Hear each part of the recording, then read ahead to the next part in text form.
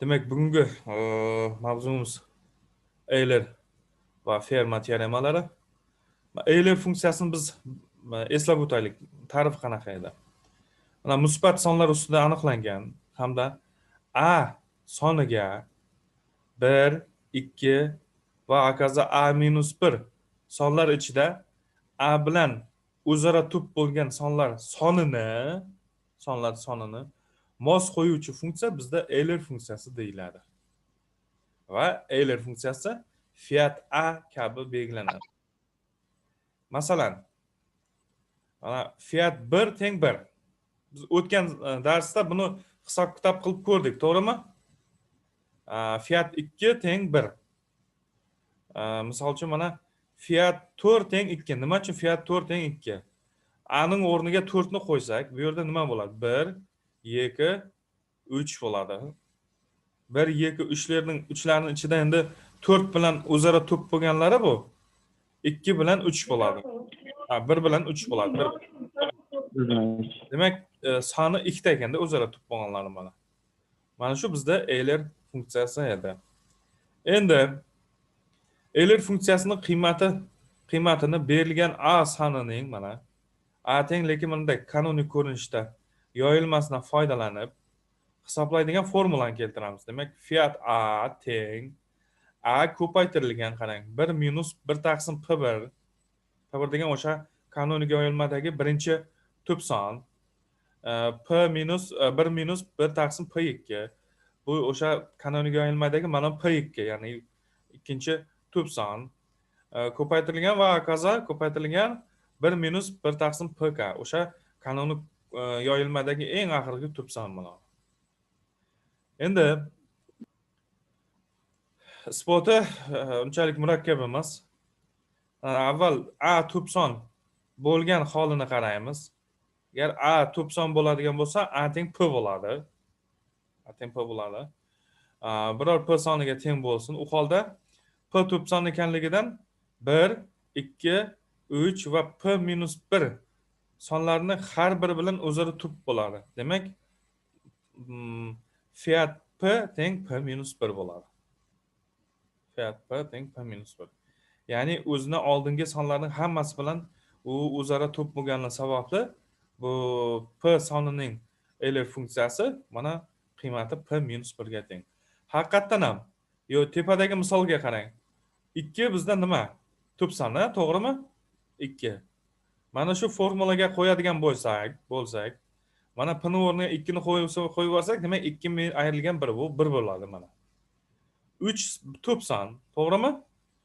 3 ning o'rniga mana bu yerga formulaga 3 p ning o'rniga 3 ni qo'ysak, mana 3 minus 1 teng 2 mana fiat 3 teng 2. 5 ta bizda tub son mana fiat 5 ni hisob-kitob qiladigan bo'lsak, qisqasi, demak qanaqa tub son bo'lsa, o'sha tub sondan birini ayirib tashlasak, bizda o'sha fiat Euler funksiyasi o'shanga teng bo'ladi. Mana p minus 1 4 ga teng bo'ldi fiat 5. Endi bu aniq bo'ldi. Endi a biror tub sonning darajasi ko'rinishida bo'lsin, ya'ni a teng p ning alfa darajasi ko'rinishida bo'lsin.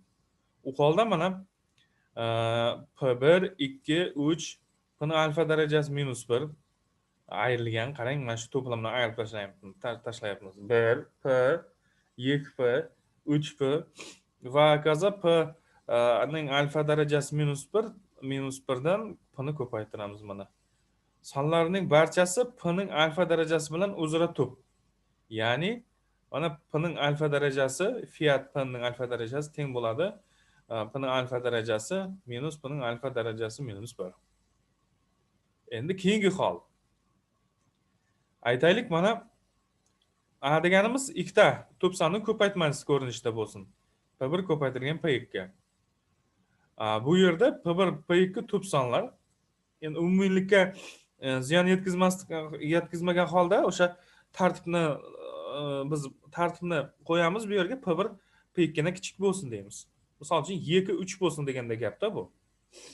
Endi 1, 2, P1, P2 minus 1 dan ayirib tashlaymiz. P1, 2, P1, 3, P1 ko'paytirgan P2 minus 1 ko'paytirgan P1, bu yerda P2, 2 P2, 3 P2 va hokazo P1 minus 1 ko'paytirgan P2. Mana shu to'plamni ayirib tashlaymiz, bu yerdan sonlarni qaraymiz. Bu sonlarning barchasi P1 P2 bilan o'zaro to'p sonlar bo'ladi. Ya'ni Fiat P1 P2 deganimiz teng bo'lar ekan mana qisqasi P-1 ko'paytirilgan P-2 ga. P1 minus 1 ko'paytirilgan P2 minus 1 ga. Demak, Fiat P1 ko'paytirilgan Fiat P2 ga teng bo'ladi. U bizda multiplikativ funksiya bo'lgani sababli mana shunday yayilmaga bo'ladi. Endi demak, o'zaro to'p bo'lgan ikkita natural son uchun mana Fiat P1 ko'paytirilgan P2 teng bo'lar ekan Fiat P1 ko'paytirilgan Fiat P2 ga. Ya'ni ko'rib chiqildi. Endi induksiyadan foydalansak, o'zaro to'p bo'lgan, ya'ni juft bilan o'zaro to'p bo'lgan Fiat P1 ko'paytirilgan P2 ko'paytirilgan va hokazo PK ni teng bo'lar ekan Fiat P1 ko'paytirilgan Fiat P2 va hokazo ko'paytirilgan Fiat PK ga. Ya Fiat P1 ko'paytirilgan Fiat P2 ko'paytirilgan va hokazo ko'paytirilgan Fiat PK ga ekanligini ko'rish mumkin. Bu qiyin emas, induksiyadan foydalansa kelib chiqadi. Endi tepada biz P ning alfa darajasini ko'rdik.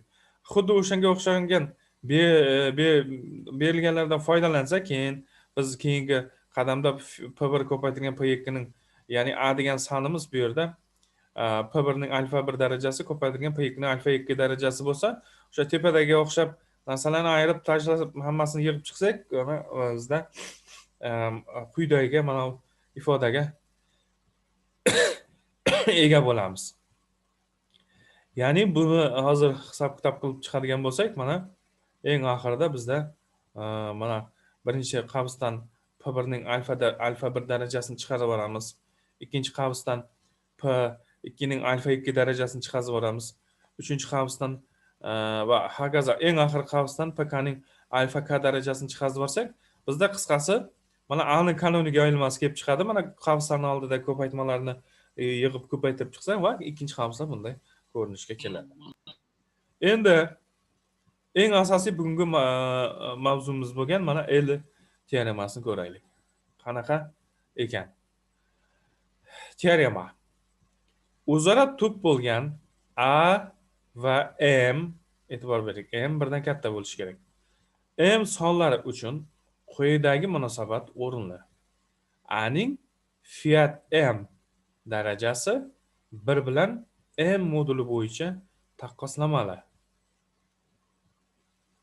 Misol uchun M deganimiz o'zaro to'p bo'lgan M, A deganimiz misol uchun 12 ga teng bo'lsa, M deganimiz mayli 7 bo'lsin, 7.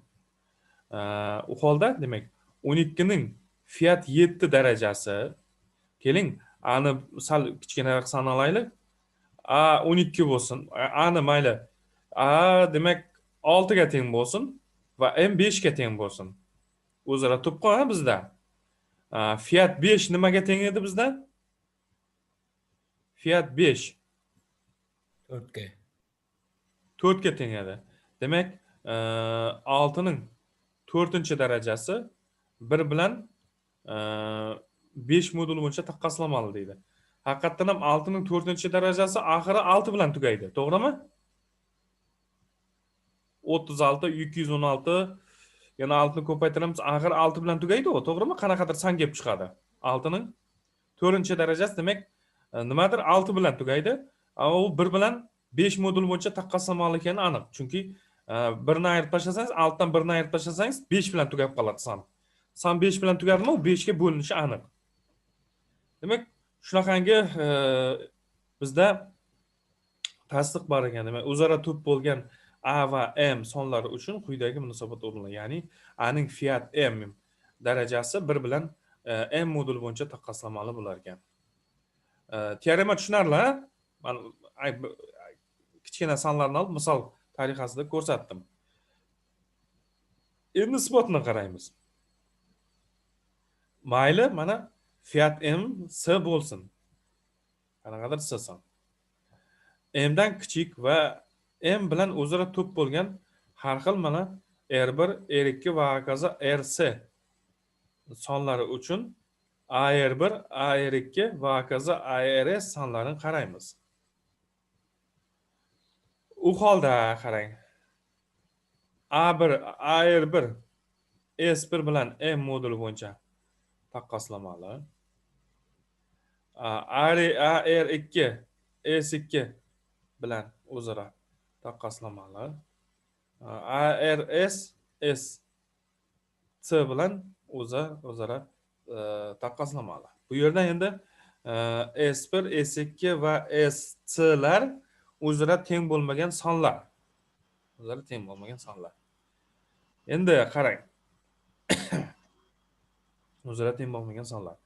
Agarda mana qarang S I bilan SG teng bo'lsa, demak qanaqadir I bilan G larda ular teng bo'lsa, u holda AR I bilan SI M moduli bo'yicha taqqoslamali bo'ladi. AR G bilan SG M moduli bo'yicha taqqoslamali. Endi bu ikkalasidan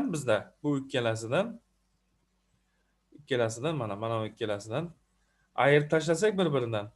AR I bilan ARG ning ayirmasi S I bilan SG ning ayirmasi M moduli bo'yicha taqqoslamali bo'ladi.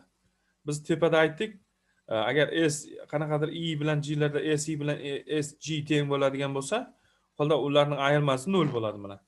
Holda AR I bilan ARG ning ayirmasi 0 bilan M moduli bo'yicha taqqoslamali bo'ladi. Endi bizda A bilan M o'zaro tub bo'lganligi uchun R buni bo'lib olsa bo'ladi. Agar demak RI bilan RG ning ayirmasi 0 moduli 0 soni bilan M moduli bo'yicha o'zaro taqqoslamali bo'ladi. Ya'ni bundan kelib chiqadi RI bilan RG bir-biriga teng ekanligi kelib chiqadi. Bu esa RK sonlarining biz tepada oldik har xil bo'lishiga zid ekan. Shuningdek S1, S2 va hokazo SC sonlarining barchasi M bilan o'zaro to'p ekanligini ko'rish qiyin emas. Bundan esa R1 ko'paytirilgan R2 ko'paytirilgan va hokazo RC teng bo'ladi. S1 ko'paytirilgan S2 ko'paytirilgan va hokazo SC tenglik kelib chiqadi. Bu esa bizda ARI bilan SI ning M moduli bo'yicha taqqoslamalarini xatma-xat ko'paytirsak, mana bizda nima kelib chiqadi? A ning endi bu yerda RI larning soni S ta bo'lganligi sababli, mana C ta bo'lganligi sababli A ning S darajasi chiqadi, bu yerda A ning C darajasi chiqadi. Ko'paytirilgan R1 ko'paytirilgan R2 va hokazo RC taqqoslamali bo'ladi. S1, S2 va hokazo SC bilan M moduli bo'yicha taqqoslamali bo'ladi.